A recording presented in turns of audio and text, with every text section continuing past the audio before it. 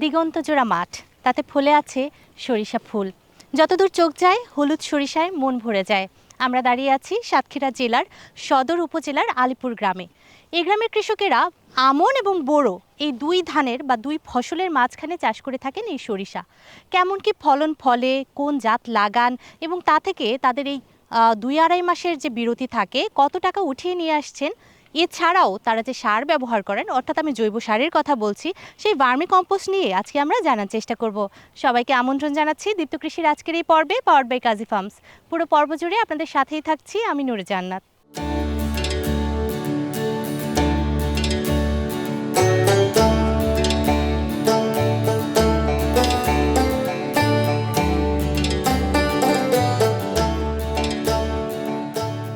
দর্শক, এই মুহূর্তে আমি দাঁড়িয়ে আছি যে জমিটিতে, সেটা হচ্ছে আমাদের রায়হান ভাইয়ের এবং এটি হচ্ছে আলিপুর গ্রামে।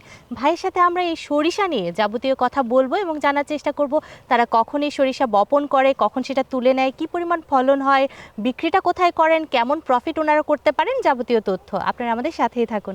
ভাই কেমন আছেন? আলহামদুলিল্লাহ ভালো আছি। আচ্ছা, আপনি তো এই জমিতে সরিষা করেছেন তাই না? প্রতি বছরই করেন? করি। আচ্ছা, কতটুকু জমিতে করেছেন এবার? আমি এবার করেছি আপনার 33%। 33%। অন্যান্য বারও কি এরকমই করেন না কম বেশি? কম বেশি অনেক করি, এবার একটু কম করেছি। কম করেছেন কেন? পানির কারণে জমি জো হয়নি, এই কারণে আমরা একটু কম করেছি। পানি কি এখানে দিতে সমস্যা? পানি নামতে দেরি হয়েছে। নামতে দেরি হয়েছে? আচ্ছা ঠিক আছে। পানি না নামলে সরিষা বপন করা যায় না, জমিটাও প্রস্তুত করা যায় না। তাহলে একটু বলেন আমাদেরকে, জমিটা প্রস্তুত করার জন্য যে পানি নেমে গেল, পরে কি কি করলেন? পানি নেমে যাওয়ার পরে ভুঁই জো হয়েছে, জো হওয়ার পরে আমরা আপনাদের চার দিছি, চার দিয়ে সার দিছি, সার দিয়ে সরিষা বুনে আবার চার দিছি। আপনি তো বলছেন যে চাষ দেন, তারপর সেখানে সার দেন, তারপর আরো একবার চাষ দেন, মানে দুইটা চাষ দেয়া লাগে জমিতে। আচ্ছা, সারের ব্যাপারটা বলেন, কি কি সার এখানে দিতে হয়? আমরা দিচ্ছি ইউরিয়া 20 কেজি, এমওপি 10 কেজি, তারপরে আপনার টিএসপি 20 কেজি, বোরন 2 কেজি, আচ্ছা, আর দস্তা আপনার 2 কেজি। আচ্ছা, এটা আপনার 33%-এর জন্য। আচ্ছা, আর জিপসি হলো 20 কেজি, এটা জিপ সার বলা হয়। আচ্ছা, তো এই সারগুলো পরিমাণে কিভাবে মিশিয়ে দেন? মাটির সাথে মিশান কিভাবে? ছিটিয়ে দেন নাকি অন্য কোনো ভাবে? একসাথে সারগুলো মিক্স করে আমরা সার জমিতে ছেটাই দিয়ে, তারপর সরিষা ছেটাই দিয়ে, তারপর লাস্টে এক সার দিয়ে আমরা ভুঁই ছেড়ে দিই। আচ্ছা, আপনি তো অনেকগুলো সারের কথা বললেন, সবই তো আমি দেখছি রাসায়নিক সার। জৈব সার লাগে না? জৈব সার লাগে। কি ধরনের জৈব সার? আমি যে কেঁচো কম্পোস্ট আছে আমার নিজস্ব, আমি কেঁচো কম্পোস্ট ব্যবহার করি জমিতে। আচ্ছা, আলহামদুলিল্লাহ খুব ভালো রেজাল্ট পাই। আচ্ছা, তো রাসায়নিক সারের তুলনায় জৈব সার কতটা কম? অনেক কম। অনেক কম। একটু কি বাড়ানো যায় না? বাড়ানো যায়, বাড়ানো দিলে ফলন ভালো হয়, আরো রাসায়নিক সার কম লাগে। আমি বিশেষ করে আপনার জৈব সারটাই ব্যবহার করি বেশি। তো ভাই, আপনি তো জৈব সার ব্যবহার করেন, আপনার গ্রামের অন্যান্য কৃষকরা কি জৈব সার ব্যবহার করে? অনেকেই করে। সেটা কি নিজেরা উৎপাদন করে? উৎপাদন করে, আমার কাছ থেকেও নেয়, আমি দেই। তার মানে এই গ্রামে জৈব সার উৎপাদনের কাজটা তো হয়? জি হয়, অনেকেই করে থাকে। আচ্ছা, চমৎকার ব্যাপার। এখন চলে আসি সরিষা খেতে। এটা জানতে চাইবো, এই সরিষা আপনি বপন করে দিলেন, তার কতদিন পরে চারা গজানো শুরু হয়? সরিষা বপন করার আপনার 6 থেকে 7 দিনের ভিতরে চারা চলে আসে। আর এখন যে অবস্থা দেখছি আমরা, চারপাশে একদম ফুল হয়ে আছে, এই অবস্থায় আসছে কতদিনে? এই অবস্থায় আসছে আপনার 30 থেকে 40 দিনের ভিতরে। 30 থেকে 40 দিনের ভেতরে মোটামুটি ফুল হয়ে পুরো ক্ষেত হলুদ হয়ে যায়। আর আপনাদের আপনি কোন জাতের সরিষা লাগিয়েছেন? আমি সরিষা লাগাইছি বাড়ি 14। বাড়ি 14। এই বাড়ি 14-র জীবনকাল কতদিন? 40 থেকে 75 দিন। 40 থেকে 75 দিন। তারপর 75 দিনের মধ্যেই এই জমি একদম পুরোপুরি খালি হয়ে যাবে। তারপর আপনি কি করবেন? আমি এবার আপনার বোরো ধান লাগাবো। আচ্ছা, এটার পরে বোরো ধান লাগাবেন। তো এই 75 দিনের ভেতরে আপনি 33% থেকে কত সরিষা পাবেন বলে আশা করছেন? 33% জমি থেকে আমি সরিষা পাবো আপনার 6 থেকে 7 মণ। 6 থেকে 7 মণ। আর গতবার বাজার দরটা কেমন ছিল? গতবার বাজার 3300 টাকা মণ। আচ্ছা, 3300 টাকা সর্বোচ্চ ছিল। আর সর্বনিম্ন? সর্বনিম্ন ছিল আপনার 2800 টাকা। 2800 টাকা। আর এইবার কত আশা করছেন আপনারা? আনুমানিক আপনার আগামী থেকে গতবার থেকে এবার খুব ভালো যাবে।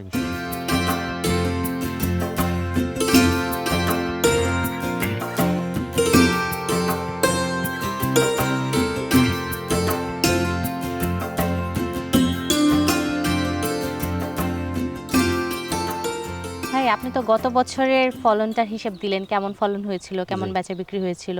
এই বছরেরটাও বললেন যেমন আশা করছেন জি। ভালো। তা আপনার কি মনে হয় এটা কি আসলে এক লাভজনক যে লাভজনক ফসল। লাভজনক ফসল আমি সরিষা? এক জমিতে আপনার 3টা ফসল পাচ্ছি। হুম হুম। সরিষাটা সবচেয়ে লাভজনক ফসল এখন বর্তমানে। বর্তমানে জি। খুব কম জি। দিনেই হয়ে যাচ্ছে জি। সেজন্য।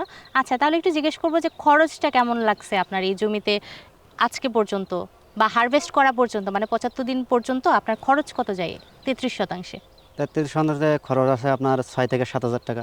6 থেকে 7 হাজার জি। টাকা, এটা ওই সার টার সবকিছু জি। যাবতীয় মিলে? মিলে আর কি কি জিনিস আছে যেটা খরচের মধ্যে যায়? এই যে চাষ টাসগুলো দিয়ে যেগুলো সার জন দিয়ে যে 7 হাজার টাকার মধ্যে আমাদের কমপ্লিট হয়ে যায়। কমপ্লিট হয়। আর এই বেচা বিক্রির পরে কেমন টাকা আসে? আলহামদুলিল্লাহ আপনার 18-19 হাজার টাকা বেচাকেনা হয়। 18-19 হাজার টাকা জি। উঠিয়ে নিয়ে আসতে পারে। তার মানে বেচা বিক্রি বাদেও এই 70-75 দিনে প্রায় 10-12 হাজার টাকার একটা প্রফিট জি। আপনারা উঠিয়ে নিয়ে আসতে জি। পারছেন, এতে তো খুশি? খুশি আলহামদুলিল্লাহ। আচ্ছা, এখন এত সুন্দর একটা সরিষা ক্ষেতে দাঁড়িয়ে আছি, একটু ঘুরে তো দেখবই কেমন ফলনটা হলো, জি। তাই না? আর মৌমাছি তো আসে, জি। পরাগায়নের ব্যাপার আছে, এখান থেকে মধুও নিয়ে যায়, এই পরাগায়নের ব্যাপার জন্য আমাদের ফলনটা অনেক বৃদ্ধি আর। তাই না? জি। তো এটা নিয়ে একটু কথা বলবো এবং হেঁটে হেঁটে দেখবো। জি। চলেন যাই। জি। আমরা তো জানি যে সাতক্ষীরা জেলা মধুর জন্য বিখ্যাত, জি। তাই না? জি। তো এই যে সরিষা ক্ষেতে তো মধু হয়, জি। তো বিভিন্ন এলাকায় মৌচাষীরা কি করে, ওই বাক্সটা দিয়ে আসে, দিয়ে আসে। তাই না? জি। তো তার ফলে তো হয়তো বা ফলনটা একটু বেশি হয়। জি। আপনাদের এলাকায় কি এরকম সুবিধা আছে, মানে তারা আছে কি আসে আছে আছে তারপর মৌবাক্স দিয়ে যায়? দিয়ে যায়। আছে তো আমাদের এই সাইডে আছে, হুম হুম আপনার এই সাইডে 2 জায়গায় আছে, হুম হুম। আর এক জায়গাতে আপনার চলে গেছে। আচ্ছা, তো এই মৌমাছি এসে আপনাদের ফলনের ক্ষেত্রে বা পরাগায়নের ক্ষেত্রে কি সুবিধাটা দিয়ে যায় বলেন? পরাগায়ন হলে আমার ফলন বেশি হয়, পরাগায়ন হলে আপনার মধু পাওয়া যায়, মধু টাটকা মধুরা পাওয়া যায় আমাদের এখানে। আচ্ছা আচ্ছা। আলহামদুলিল্লাহ আমরা সবাই খেতে পারি। হুম হুম। অনেকে আত্মীয় স্বজনে নিয়ে যায় আমাদের কাছ থেকে মধু। আর ফলনটা কি বাড়ে? ফলন ইনশাল্লাহ বাড়ে। মৌবাক্স দিয়ে যাওয়ার পরে আপনাদের ফলনটা আর আগে যে দিয়ে যেত না তখনকার ফলনটা, এটার ভিতর পার্থক্য কি একটু পার্থক্য বলেন তো? আপনার আগে ফলন হতো আপনার বিঘা প্রতি 4 থেকে 5 মণ, আচ্ছা আর এখন আমি ফলন পাই 6 থেকে 7 মণ, আচ্ছা আচ্ছা 2 মণ প্রফিট পাই। আচ্ছা, 2 মণের মতো বেড়ে গেছে, জি। তাই না? তো অনেক। অনেক। আচ্ছা, এখন একটু জানি, দেখতেছি যে আপনি তো এটা বাড়ি 14 লাগিয়েছেন, জি। আমাকে বলেছেন আগে, তাই না? অন্যান্য আরো তো জাত আছে আছে। সরিষার, কি কি জাত আছে? আপনার টরি 7 আছে, হুম হুম টরি 9 আছে, হুম হুম। আপনার বাড়ি 27 আছে। আচ্ছা, তো অন্যান্য জাত এতগুলো থাকতে আপনি বাড়ি 14 কেন লাগে? বাড়ি 14টা আপনার ফলনে বেশি হয়। ফলনে বেশি ওর হয়। এর গাছ লম্বা, ওর গাছ একটু খাটো, আচ্ছা। এখানে ফলন বৃদ্ধি পায়। ভাই, জি। চারপাশে চমৎকার ভাবে মৌমাছি উড়ে বেড়াচ্ছে, জি। খুব ভালো লাগছে। এখন একটা বিষয় একটু জেনে নিই, আপনার এলাকায় সরিষা ছাড়া আর কি কি ফসল হয়? গম হয়, পাট হয়, আলু হয়, আপনার বোরো ধান হয়, আমন ধান হয়, আপনার পটল হয়, মানে বিভিন্ন জাতের সবজি আমাদের এখানে উৎপাদন হয়। এবং সবই খুব ভালো জি। হয়, মাটি ভালো। মাটি ভালো, পেঁয়াজ উৎপাদন হয়। আর এমনিতে কৃষক হিসেবে কি কি মনে করছেন, এদেশে কৃষকদের ভবিষ্যৎটা কি? কৃষকদের ভবিষ্যৎ, আমরা যদি ডেভেলপমেন্ট আরও আগায় যেতে পারি, ইনশাল্লাহ আমরা আরও ভালো কিছু করতে পারবো। আচ্ছা, ঠিক আছে ভাই, আপনি আমাদেরকে অনেকটা সময় দিলেন, এই ব্যাপারগুলো বললেন, আমরা অনেক কৃতজ্ঞ। ভালো থাকবেন।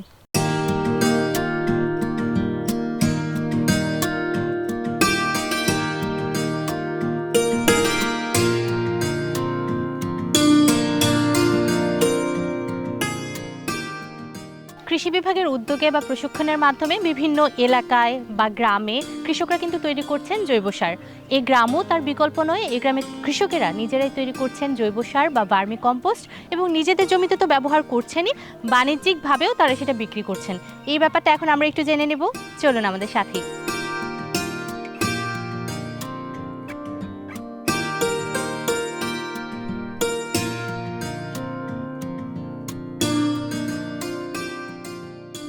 আপনারা সবাই কেমন আছেন? জি আলহামদুলিল্লাহ ভালো আছি। সবাই ভালো আছেন? জি আলহামদুলিল্লাহ। আচ্ছা, আপনাদের সাথে একটু কথা বলবো, সেজন্য এসেছি এই যে ভার্মি কম্পোস্টের ব্যাপারটা নিয়ে কথা। আপনাদের সময় পাবো তো? পাবো না? জি জি, ইনশাআল্লাহ। আচ্ছা, প্রথমে একটু কথা বলে নেই। আমাদের সাথে আছেন উপসহকারী কৃষি কর্মকর্তা। ভাই, আপনার নামটা একটু আমার বলবেন। নাম এস.এম. ইকবাল আহমেদ।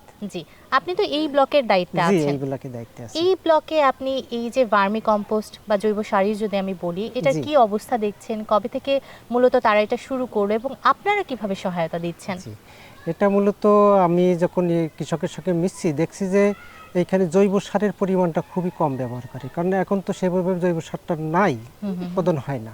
তখন আমি কৃষকদেরকে উদ্বুদ্ধ করছি ভার্মি কম্পোস্ট করার জন্য। আচ্ছা, এবং আমার এর ভিতরে কিছু কিছু উদ্যোক্তা বা কৃষক উৎসাহী, তারা আগ্রহ প্রকাশ করার ফলে আমি আমার কৃষি বিভাগের বিভিন্ন প্রকল্প আছে, সেই প্রকল্প থেকে আমি এই ভার্মি কম্পোস্ট প্রদর্শনী, এই প্রদর্শনীগুলো আমি এই যে অতি উৎসাহী যেসব কৃষক, তাদের দিয়ে আমি উদ্বুদ্ধ করে আমি বাস্তবায়ন করছি। আচ্ছা, এবং বাস্তবায়ন করে আমি ওই কৃষকের মাধ্যমে আমি এলাকায় আরও উদ্বুদ্ধকরণের মাধ্যমে আরও 2-1 কৃষককে এইভাবে আমি আছে ভার্মি কম্পোস্ট সম্প্রসারণ করছি করেছেন। এবং এটা সম্প্রসারণ করার ফলে হয়েছে কি, আমার যে আগে কৃষকরা যে রাসায়নিক সারটা বেশি ব্যবহার করত, আমার এই ভার্মি কম্পোস্ট যে কৃষক উৎপাদন করছে, ওরা এই জিনিসটা উপলব্ধি করছে যে এখন ওই ভার্মি কম্পোস্ট জমিতে দেওয়ার ফলে তাদের রাসায়নিক সারটা কম ব্যবহার হয়। কৃষিকাজটা সাধারণত দেখাদেখি চাষ, মানে সম্প্রসারণটা পাশাপাশি ভাই যারা কৃষি কাজ করে আর একজন দেখে এটা সম্প্রসারণটা বেশি হয়।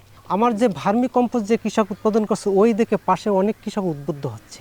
জৈব সারটার ব্যবহারটা মানে দিকে আরও কৃষক ঝুঁকছে, যে পূর্বে যে জৈব সারটা ব্যবহার করতো, যেহেতু এখন আগে গবাদি পশু ওইভাবে চাষ কারণ নাই বাড়িতে, এখন এই স্বল্প পরিসরে ভার্মি কম্পোস্ট উৎপাদন করে এতে পুষ্টিমানও বেশি। হ্যাঁ, আপনার অবশ্যই 1% জমিতে যদি ধান আছে, গম, ভুট্টা এইগুলো 3 থেকে 5 কেজি লাগছে 1%। আচ্ছা, আর যদি আমি জৈব আছে সবজিতে যদি যাচ্ছি, আমার 3 থেকে 8 কেজি লাগছে 1%। আর যেই কৃষক এটা উৎপাদন করছে, আমি ওই কৃষকদের উদ্বুদ্ধ করছি যে নিজের ঘরোয়াভাবে যে সবজি উৎপাদন করছে, ওই সবজির স্বাদ আর রাসায়নিক সার দিয়ে যে সবজি উৎপাদন করছে, তার স্বাদ সম্পূর্ণ আকাশ পাতাল, মানে পার্থক্য অনেক বেশি। এটার জৈব এই ভার্মি কম্পোস্টে উৎপাদিত জৈব সবজির আপনার টেস্ট বেশি। বুঝতে পেরেছি। মাটির যে হিউমাসটা, মাটির যে অনুজীবটা, এটা আপনার উৎপাদন ধারাবাহিকতা থাকে। ভাইয়া, জানতে চাইবো যে আপনি বললেন অন্যান্য কৃষককে দেখে বাকি কৃষকরাও কি হলো উৎসাহিত হচ্ছে, তাদের জন্য আপনারা কি কোনো প্রশিক্ষণের ব্যবস্থা করেছেন? প্রশিক্ষণ আমি ওনাদেরকে, যারা এই যে এটা ভার্মি কম্পোস্ট উৎপাদন করতে চাচ্ছে, আমি সরাসরি তাদেরকে নিয়ে আমার যে খামার যেখানে উৎপাদন হচ্ছে এটা তাদেরকে দেখাচ্ছি। এইখান থেকে যে কেঁচোটা উৎপাদন হচ্ছে, কেঁচো পরপর কেঁচো বৃদ্ধি পায়, আমি ওনাদেরকে যে আমার প্রকল্প যদি না থাকছে, আমি বলছি ভাই অল্প পরিসরে আপনি এখান থেকে কেঁচো নেন, নিয়ে আপনি উৎপাদন করেন, অল্প পরিসরে উৎপাদন করে আপনি দেখেন, এইভাবে উদ্বুদ্ধ করছি। আচ্ছা, ধন্যবাদ ভাইয়া আমাদেরকে তথ্যগুলো জানানোর জন্য। আর আমাদের পাশেই তো বোধহয় বসে আছেন সেই উদ্যোক্তা ভাইয়া, যিনি এই ভার্মি কম্পোস্টের সাথে যুক্ত আছেন। ভাই কেমন আছেন? আলহামদুলিল্লাহ। আপনার নামটা? মোহাম্মদ শরীফুল ইসলাম। আচ্ছা শরীফ ভাই, আপনি যে পেছনে ভার্মি কম্পোস্টটা করেছেন আমরা দেখতে পাচ্ছি, এটা কি বাণিজ্যিক ভিত্তিতে করেছেন? কারা আপনাদেরকে সহায়তা দিল বা কেন মনে হলো যে আপনি ভার্মি কম্পোস্ট উৎপাদন করবেন? ব্যাপারটা একদম আমাকে বলেন তো খুলে। আমি প্রথমে অনলাইন থেকে দেখে উদ্বুদ্ধ হলাম যে এই যে ভার্মি কম্পোস্ট সার, আমার মনে হলো খুব ভালো জিনিস, যে নিজে ব্যবহার করা যাবে, আর সে যদি বড় আকারে করি বাণিজ্যিকভাবে তা ভালো হবে। এই দেখে প্রথম আমি স্যারের নাম্বার সংগ্রহ করে আমার এক চাচার কাছ থেকে, তারপর স্যারের সঙ্গে কথা বলি। বলার পরে স্যার প্রথমে বলল যে ওই মামুদপুর থেকে কিছু সংগ্রহ করার কথা। তার কিছুদিন পরে স্যার হঠাৎ করে রিং করে যে আমার একটা প্রকল্প আছে, তা আপনি কি করবেন? তা বললাম যে হ্যাঁ, আমার তো ইচ্ছা তো তাই।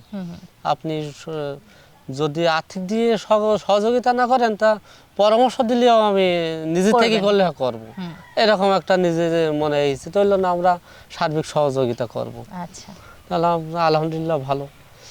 সেখান থেকে ভার্মি কম্পোস্ট সারের এই যে সহযোগিতা ভাই, মানে এক কথায় বলা যায় যে প্রতিদিন না হলেও একদিন দুদিন এরকম ভেতরে আইসি কিভাবে কি করতে হবে, বুঝতে পেরেছি। মানে তারা আপনাদেরকে সার্বিক সহযোগিতা করেছেন। এখন আমি আর্থিক দিয়ে সহযোগিতা করেছেন। আচ্ছা, আর্থিক সহযোগিতাও করেছেন। আচ্ছা, যে ব্যাপারটা জানতে চাই, আপনি যখন শুরু করলেন তখন তো এত বড় করে শুরু করেননি, করেছিলেন কি? প্রথম আমি দুটো ওই যে আমরা বলি নাদা বলি, ও নিয়ে শুরু করলাম, কিন্তু শুরু করে আমি চালাতে পারিনি। তারপরে ওই প্রথমেই বড়, মানে তারপরে যেই এক চান্সে বড় করা। আচ্ছা, বড় করা। এখন কতগুলো আছে আপনার এবং কোন পদ্ধতিতে আপনি আসলে করছেন? এখন হাউস আছে 4টি বড় হাউস, আর নান্দা আছে আপনার 10টা। আচ্ছা আচ্ছা, তাহলে তো আছে, বেশ বড়ই বলা যায়। বেশ বড়। তো এই যে গোবর প্রয়োজন পড়ে, সেটা কোথা থেকে সংগ্রহ করেন? গোবর আমার বাড়ি গরু আছে, 3টা গরু আছে, হুম। এর থেকে হয়। আর গোবরের প্রয়োজন হলে খামারে পাওয়া যায়। আচ্ছা, তাদের সাথে কি আপনার হ্যাঁ, চুক্তি আছে? হ্যাঁ চুক্তি আছে, ওদের 800 টাকা টলি। আচ্ছা ভাই, আপনি বলছিলেন যে 800 টাকা করে ট্রলি আপনাকে এই যে গোবরটা প্রয়োজন সেটা হচ্ছে খামার থেকে দিয়ে যায়। 800 টাকা করে ট্রলি কিনে আপনি যে বিক্রি করেন জৈব সার হওয়ার পরে কত টাকায় বিক্রি করেন? লাভটা কেমন আসে? লাভটা আমি তো এর আগে মানে প্রথমে উঠতেছে, আর এই পর্যন্ত আমি কিনা গোবর ব্যবহার করিনি, আমার বাড়ির গোবরে চলে গেছে। এ বিক্রি দেখা যাচ্ছে যে 15 টাকা কেজি বিক্রি মূল্যে, 15 টাকা মূল্যে কেজি বিক্রি হয়। হ্যাঁ। আর এই এলাকায় জৈব সারের চাহিদাটা কেমন? আর এতে তো চাহিদা এলাকায় চাহিদা মোটামুটি উৎপাদন করে আমি যতটা উৎপাদন করবো আশা করি সঙ্গে সঙ্গে বিক্রি হয়ে যাবে। সঙ্গে হ্যাঁ, বিক্রি হয়ে যাবে। তাহলে এরকম। আপনাদের এলাকার কৃষকরা কি এটা বুঝতে পারছে যে রাসায়নিক সারের ব্যবহার কমিয়ে জৈব সারটা ব্যবহার করা হ্যাঁ, উচিত? উচিত, হ্যাঁ। বুঝতে পেরেছে যে জৈব সার ব্যবহার করা উচিত, রাসায়নিক কমায়। আমার আশা আছে, দেখা যাইতেছে যে বাণিজ্যিকভাবে আমি আরো খামার বাড়াবো, এরকম একটা চিন্তা ভাবনা আছে। সাইটে জায়গা আছে, আরো বাড়াবো। আমার ভাই আছে সামনে, দেখা যাইতেছে যে এমনি কৃষক তো নিচ্ছে, আর দোকানদার ডিলারের মাধ্যমেও বিক্রি করা যাবে। আচ্ছা, তার মানে আপনাদের এলাকায় চাহিদার ভিত্তিতে আপনার যতটা উৎপাদন হচ্ছে সবটাই বিক্রি হয়ে হ্যাঁ, যাবে। বিক্রি হয়ে যাচ্ছে। আপনি সেটা বাড়াতেও চান। হ্যাঁ। আপনাকে দেখে আশেপাশের কৃষকরাও কি সেটা বাড়াতে চায় বা তারা নিজেরা তৈরি করতে চায়? আশেপাশে কৃষক এখন সেভাবে হয়নি, তবে 2-3 জন আমার সঙ্গে বলেছে যে করবো। যেরকম আমার চাচাতো ভাই একজন বলতেছে যে আমি খামার করবো। তা বললাম ঠিক আছে, কিছু যার আছে সহযোগিতা আমি করবানি। আর ভাই তো আছে, কৃষি অফিসার তো আছে, আশা করি আমার যেভাবে সহযোগিতা করেছে এইভাবে সবাইকে সেভাবে সবাইকে সহযোগিতা করবে। করবে। আচ্ছা ভাই, ধন্যবাদ আপনাকে এই বিষয়গুলো আমাদেরকে বলার জন্য। ভালো থাকবেন এবং আপনার এই যে উদ্যোগ ভার্মি কম্পোস্টের সেটা আরো বড় হোক, আমরা সেই প্রত্যাশাই করি। ভালো থাকবেন। ধন্যবাদ। ভাই, আপনারা যারা আছেন তারা কি জৈব সার ব্যবহার করেন? আচ্ছা, এই এলাকায় জৈব সারের চাহিদা কেমন দেখেন? এই এলাকার জৈব সারের চাহিদা এখন হচ্ছে, আগে ছিল না। আচ্ছা, আমি তো রায়হান ভাইয়ের জমিতে গিয়েছিলাম, আর পাশেই তো উদ্যোক্তা ভাইয়ের সাথেও কথা বললাম। উনি বললেন যে প্রচুর পরিমাণে জৈব সার ওনার জমিতে উনি ব্যবহার করেন। আপনারাও করেন তো? হ্যাঁ, আমরা করছি, এখন করছি। এর আচ্ছা। আগে করতাম না, এখন পাচ্ছি বিধায় আমরা সেই সার নিয়ে আমরা জমিতে দিচ্ছি। আচ্ছা, তো আমাদের কৃষিকে এগিয়ে নিতে গেলে যে রাসায়নিক সারের ব্যবহার কমিয়ে জৈব সারটাকে বাড়াতে হবে সেটা তো আপনারা বুঝতে পারছেন। আচ্ছা, আমরাও সেটাই প্রত্যাশা রাখি যে আপনারা সবাই এভাবেই এগিয়ে যান। ভালো থাকবেন সবাই। কৃষি বিষয়ে যে কোনো তথ্য জানতে ও জানাতে লিখতে পারেন এই ঠিকানায়। দীপ্ত কৃষি, প্লট 7/A/গ, তেজগাঁও শিল্প এলাকা, ঢাকা 1208। আপনারা চাইলে ইমেল করতে পারেন krishi@dipto.tv এই ঠিকানায়, অথবা ফোন করতে পারেন 0178-768-2832 নম্বরে। শুক্রবার ছাড়া প্রতিদিন সকাল 9টা থেকে বিকেল 5টা পর্যন্ত। সাতক্ষীরার এই আলিপুর গ্রাম কিন্তু কৃষিকাজের জন্য যথেষ্ট সমৃদ্ধ। এখানকার কৃষকরা কৃষিকাজে উদ্বুদ্ধ হন এবং অন্যদেরও অনুপ্রাণিত করেন যেন কৃষির সাথে সংযুক্ত হন। কৃষিকে এগিয়ে নিয়ে গেলেই যে দেশ এগিয়ে যাবে সে ব্যাপারে তারা অনেক বেশি আস্থা রাখেন এবং বিশ্বাস রাখেন। আজকের এই পর্বে আমরা কিন্তু আপনাদেরকে দেখানোর চেষ্টা করলাম এখানকার কৃষকরা 2-2.5 মাসের যে বিরতি থাকে সেখানে কি করে সরিষা ফুলের চাষ করে অনেক বেশি লাভবান হচ্ছেন এবং একই সাথে ভার্মি কম্পোস্ট তৈরি করে কি করে বিক্রি করে তারা আরও বেশি সমৃদ্ধ হচ্ছেন এবং কৃষিকাজকে এগিয়ে নিয়ে যাচ্ছেন। আশা করছি এই পর্বটি আপনাদের ভালো লেগেছে। দীপ্ত কৃষির আজকের এই পর্ব থেকে বিদায় নিচ্ছি আমি নুরে জান্নাত, পাওয়ার্ড বাই কাজী ফার্মস। আগামী পর্বে আবারও কোনো খামারি বা কৃষকের গল্প নিয়ে আমরা হাজির হব। সে পর্যন্ত সবাই ভালো থাকুন, সুস্থ থাকুন এবং অবশ্যই দীপ্ত কৃষির সাথেই থাকুন।